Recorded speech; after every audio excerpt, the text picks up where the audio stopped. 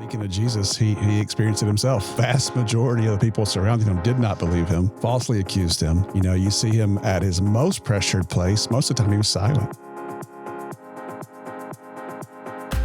I'm Susan Goss, and as a seasoned therapist of more than 15 years, I'm honored to have had the opportunity to gain so much wisdom from so many people and love passing that knowledge on to others.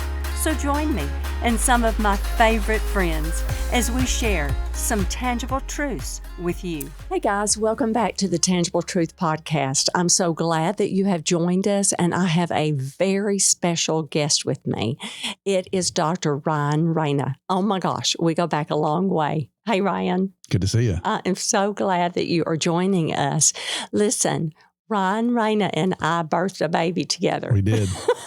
Don't tell Steve. Don't tell Steve. Let me explain myself. We started along with Nick and the Joshua Center in 2011. Oh my gosh, that's a long time ago. Long time. And so we really did. That was a journey and a half. In all the good and bad ways of birthing a child.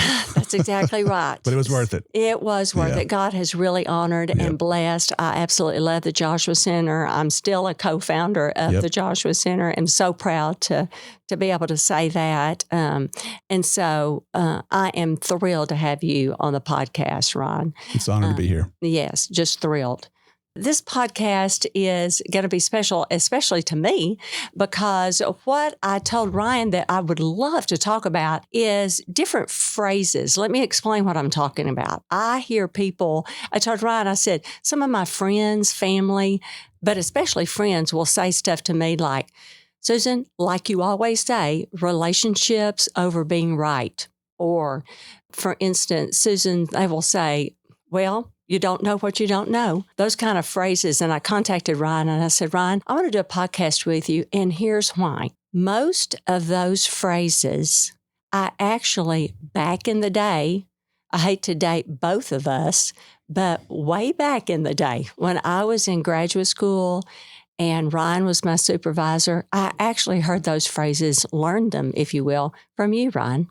And so it was a natural thing for me to ask you to join us because basically I wanted to honor you and bless you, if you will, to have you on the podcast to say, they have meant so much to me throughout these years and to so many other people that I've shared them with. So I wanted to thank you and honor you with that. And I've had a few phrases of my own developed through the years, but also these particular ones I wanted us to kind of unpack. Well, I appreciate you thinking of me, Susan. That's very nice of you, but it's always good to start with truth. Isn't that the name of the podcast? Yes. And none of these are actually my thoughts. I'm a carrier on my best day from other people and ultimately the real source of wisdom. But it's awfully nice of you to think of me, and that's what we're doing. We're all learning together and hoping to help each other along the way. And pass it on, right? And pass it on. Yeah. That's the whole point. I've passed it on to every intern that I've worked with, which is a lot, and all my clients, actually, and obviously friends and family. But I do want to unpack the very first one because it is so powerful that I wrote down relationships over being right. Let's unpack that. Got a few thoughts on that one? Well, it's a real choice. It and is. It's a really hard choice. Very. And you probably can't have both in many situations. And, you know, the fight of our pride is one of the biggest of our life, you know, and how we are spiritually, and some scary stuff in scripture that God says that he gives grace to the humble, but opposes the proud. It's a sobering thought. And, you know, it's a natural thing to want to defend ourselves and protect ourselves. But we reach these intersections where it's like, look, you got to choose. You want to protect your ego, or do you want to have closeness and connection in your life? And so it's a really central question in many areas. So I love that you picked it out. I mean, it's a good one. It is a very, very good one. And one that you have to decide, okay, I personally have to use it a lot in family dynamics sometimes, no matter, or friendships or whatever. And many of my friends, especially that have adult children, say that to me all the time. Like, I have to use that all the time to ask God guidance of when to keep my mouth closed. Yeah. And when to say something, because relationships are more powerful to me and more meaningful than me being right or not. And that is laying myself down and letting God take over, because relationships mean more to me than being right. Although I may be right, I have to let that go. And in couple therapy, which both of us do, mainly couples, when we kind of unpack that statement of relationships are more valuable than being right, because you can be right. You can be right and may, in fact, be right. But you're going to lose that relationship when you unpack that very statement. You know, when you're doing couple work, it's a powerful, powerful statement to unpack with couples. Yeah. And I'll tell you, I am on one side, not every relationship has to last. No. There's a reality there in every aspect of that, you know, all the way to disfellowshipping, or we know that sometimes God uses breakups to expand things. So I don't think the message is you have to do this every single time, but if it's someone that matters to you, and particularly if they're in your sphere, this is really key. And I'll tell you this, if you're looking at spiritual disciplines that create the most maturity, let someone lie about you for a long time and hold your tongue. It'll let you know how you're doing spiritually, maturity wise. It's a great spiritual discipline to not defend yourself. It is really, really hard. It's antithetical to really the way the human flesh works and so forth. And so, you know, my second thought, I don't know if I'm getting ahead of us here, is I flashed back to San Francisco or Palo Alto in 2003. I'm sitting with a famous guy called Paul Václavic. And he was this original researcher a long time ago, back in the 60s, 50s. And he wrote a book called How Real is Real. And, you know, he's a different worldview than you and I, but the whole book is on what we define as truth is usually perspective, you know? And so I know I've been in hard situations where someone said, remember when you did this? And I'll either think or say, that's not what happened. That's not what happened. But the reality is, I don't even know what happened. All I can have is one person's perspective, and they don't either. So we end up arm wrestling over something that he would say doesn't even really exist, right?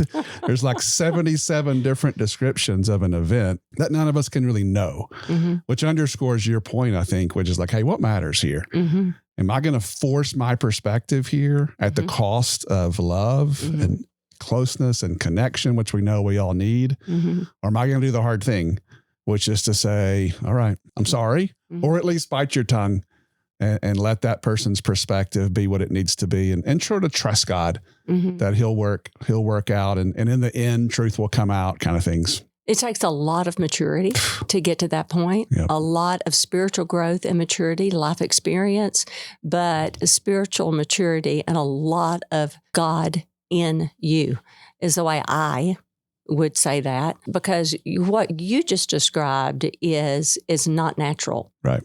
Okay. We're not talking about a natural thing. It's not even natural. And I'm going to jump ahead. Just like we say, forgiveness is not a natural thing. It's not even natural to forgive someone who has wronged you. Okay. Because sometimes we're talking about unforgiveness and because you can be angry in a relationship when you're trying to prove yourself, stomp your foot and prove yourself and be defensive or whatever. So we're getting into different layers of things, but still proving yourself to be right is a lot of times an automatic opportunity for, and maybe opportunity is not the right word, but for disconnect. And the object or aim in many relationships, to your point, not all the time is it going to be a connection or needs to be. Right. But in many cases it is.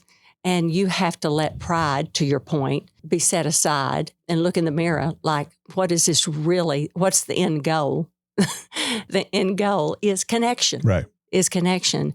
And so no matter what their behavior is, mine, what is mine? What is mine going to be? And I have to set aside my pride many times because my end goal is connection. those kind of things. So this phrase, I'm going to call it the phrase, but it's so much more impactful than the word phrase because it has deep, deep meaning, relationships over being right. When you really unpack that with Jesus, it's like, what does that really mean in this situation for me, God? What does that mean? That conversation that you have with the Lord can be life-changing, actually, for you in any situation. Yeah, I mean, speaking of Jesus, he experienced it himself. Yes, he did. The vast majority of the people surrounding him did not believe him. No. Falsely accused him. Mm-hmm. You know, you see him at his most pressured place. Most of the time he was silent. Mm-hmm. You know, as he was about to be crucified. So they're like, there's a model. Yeah. It's also a warning. This is not easy and doesn't even always end perfectly. No. But it is really, really refining. Yes. I like something that you said, just thinking about the goals. That's helpful for me when I get this right. And I've been all over the place like a lot of us. But let's say, for instance, that I could somehow prove that I was right. There's like a hidden video, like on those commercials, if you've seen this. Yeah. They throw the flag, like, let's review that. And let's say I could show a video and prove to the other person, hey, I'm right and you're wrong. Yeah. Okay. Then what? Yeah. Best case scenario, I've shamed you. I made you feel bad. And I go home, you know, all I've done is protect my ego. It's exactly right. Right. So it's fool's gold. It's chasing a mirage that ends up with everybody dying of thirst. Yes. Yeah. You know, I'll give a personal illustration. I did this one time with, not just one time, several, but there was a situation one time that this happened with me where I ended up, the Lord you were using the example, sometimes you've been lied about. Yeah. And I was sitting across the table from somebody that was just lying. Yeah. You know what I mean? And I had a choice to say something in defense or to keep my mouth closed. And so I just felt the Spirit touch me and say, don't say a word. And so after that, and I did not say a word, I, like all healthy counselors, we have our own counselor. And I was processing this with my therapist. And her response was, wow, so he was really heard by you not saying anything, heard, listened to, and felt understood. And I thought, that's why I felt like the Holy Spirit led me not to say anything. Yeah. Because after that, our relationship on their end was great. There was a connection after that because I think she was right. They felt they just needed to get it out. I said nothing in response, although what they were saying, I know was not true. Yeah. I knew it. Right. But I had a choice to speak up or not. That was hard. Sure. It was hard, Ryan. Really hard. But I just felt that nudge not to say anything. Yeah. And they needed that validation. Yeah. So sometimes it's not, I mean, to your point, it's just not easy. Right. To let pride. No. I think it's one of the hardest things in the world. I do too. That could be our title today, the hardest thing in the world. Yeah. But I think God's saying to you, I'll take care of you. I think that's exactly. I provided for you. I've given you these people and me, and we'll take care of the wounds there. I'm doing a work with this person. And the thing about the Spirit to me is there's always a rhythm. And it's almost like the Spirit saying, they're going to be able to hear this Wednesday, 3 years from now.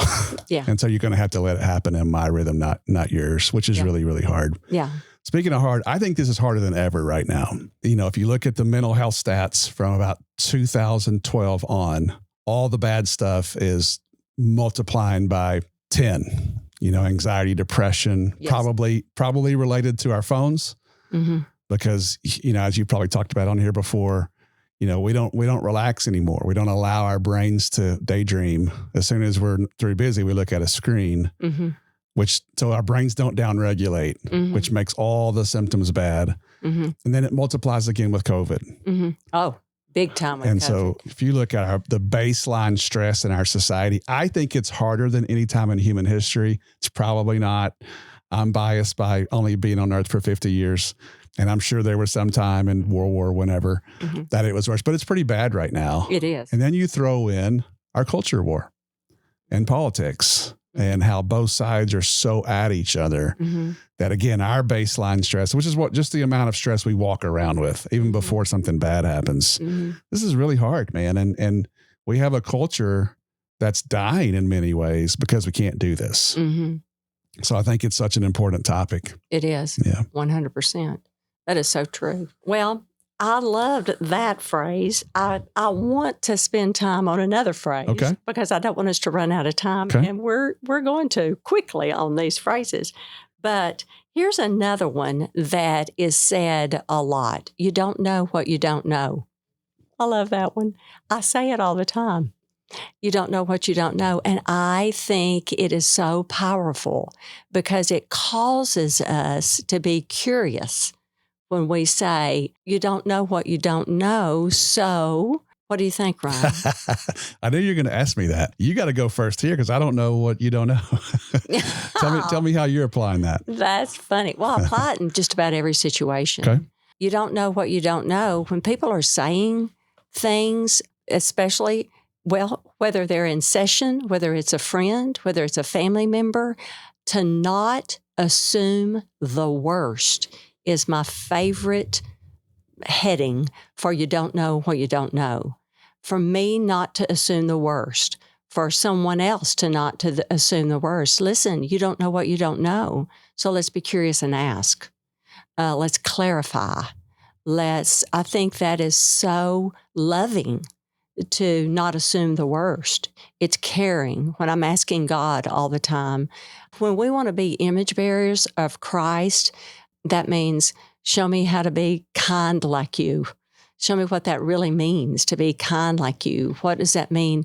And to assume the best instead of the worst, which is what more of human flesh does instead of assuming the best. I think you don't know what you don't know fits beautifully. Another therapist here, Brad, Brad, he says this, Susan, that is the best phrase ever. You do not, you don't know what you don't know. I now use that all the time, both in life and in therapy. And I think it is so helpful to be able to say that when you're about to think you know what you don't know, to be curious. I just love being curious because it shows you care. Right. I like it. So it's sort of this posture of grace that we want to walk around with.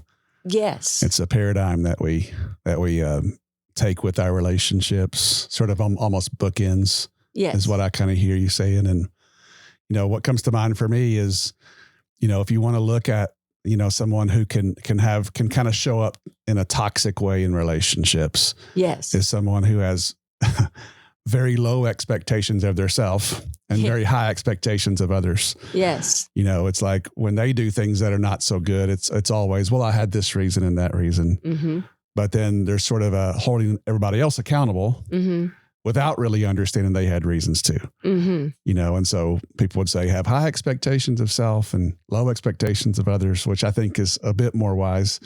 I actually have come around even further to say, have extremely low expectations of others. We know they're made of flesh. We don't know their journey of what they've been through. We don't even know what they're seeing right now because none of us are looking at the same reality.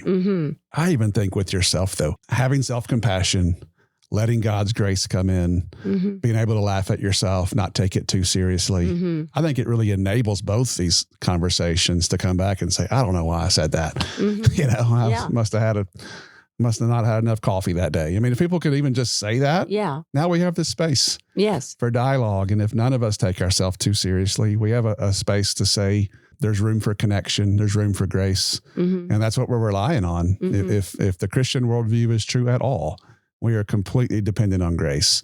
So why wouldn't we want to offer that to ourselves and each other? 100%. The word expectation is hard. And powerful. That's a hard, yes, and power. It can be both fantastic and plummeting. Yeah. Because we know, especially with our clients, an unmet expectation for some people plummets them. So that word is you're right. It can be very powerful one way or the other. Yes. One way or the other. But this, you don't know what you don't know, helps you get to the core of it. Ooh, Ryan, we both do not lack for words. So it's already been about a little over 20 minutes. Yeah. So we're going to stop here and we're going to start on our next podcast where we left off. All right. Does that sound good? Okay. Thanks, listeners. And we will start right where we left off, and we'll see you the next podcast. Thanks. Bye-bye.